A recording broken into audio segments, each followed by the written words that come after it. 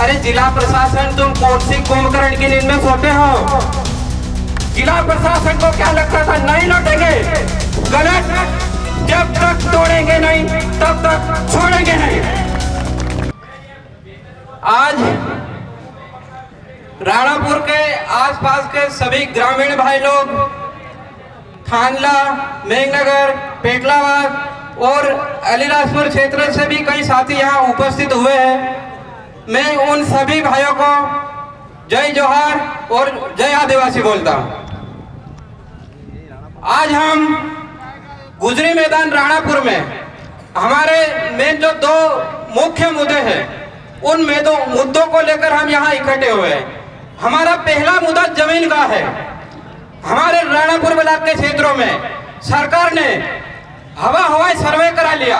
ना तो ग्राम सभा को पूछा, ना तो किसी सरपंच को पूछा और ना किसी तड़वी को पूछा। हवाई सर्वे कराकर वो हमारे आदिवासी भाइयों की जमीन छीनना चाहते हैं। लेकिन उनको नहीं मालूम कि आदिवासी समाज अब जाग चुका है। हम मर जाएंगे लेकिन 1 इंच भी जमीन सरकार को नहीं देंगे। क्या आप सभी भाई लोग हमारे आदिवासी की समाज की लड़ाई एक साथ मिलकर लड़ना चाहते हैं? एक साथ मिलकर लड़ोगे कि नहीं लड़ोगे? लड़ोगे कि नहीं लड़ोगे? और दूसरा मुद्दा हमारा है सड़क का। पारा से लेकर पिडोल तक पूरा रोड सिंगल पट्टी बना हुआ है। इस रोड पर हमारे कई आदिवासी भाइयों की दुर्घटना में मौत हो गई, लेकिन शासन को ये नहीं दिखता। शासन को कहां से दिखेगा? उनको उनके एसी कमरे से बाहर निकलने का टाइम ही नहीं है। शासन अपने एसी कमरे से बाहर आए और हमारे आदिवासी समाज की समस्या को समझे। यदि शासन अपने एसी के कमरे से बाहर नहीं आया तो हमको एसी के कमरे से बाहर निकलना भी आता है। आदिवासी को कमजोर ना समझे शासन। कल जिला प्रशासन ने एक न्यूज जारी करी। न्यूज में जिला प्रशासन ने बोला कि ये सारी जानकारियां भ्रामक है। अरे जिला प्रशासन, तुम कौन सी कुंभकर्ण की नींद में सोते हो? कौन से कुंभकर्ण की नींद में सोते हो? भारत सरकार के लोग यहाँ आकर सर्वे करके चले जाते हैं, लेकिन आपको मालूम ही नहीं पड़ता।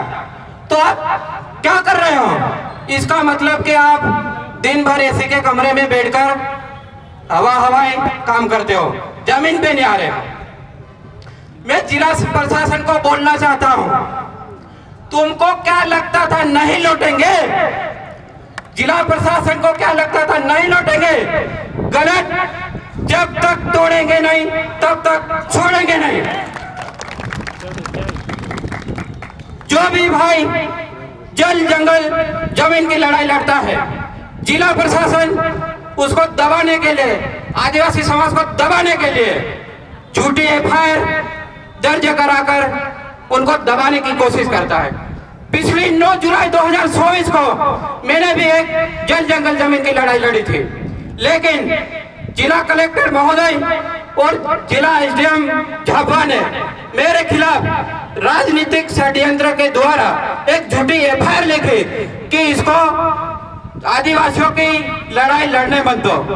लेकिन जिला प्रशासन को नहीं मालूम है, आप एक एफआईआर करो या 1000 एफआईआर करो, ये कमलेश सिंगाड़ आदिवासी समाज के लिए मर जाएगा लेकिन डरेगा नहीं।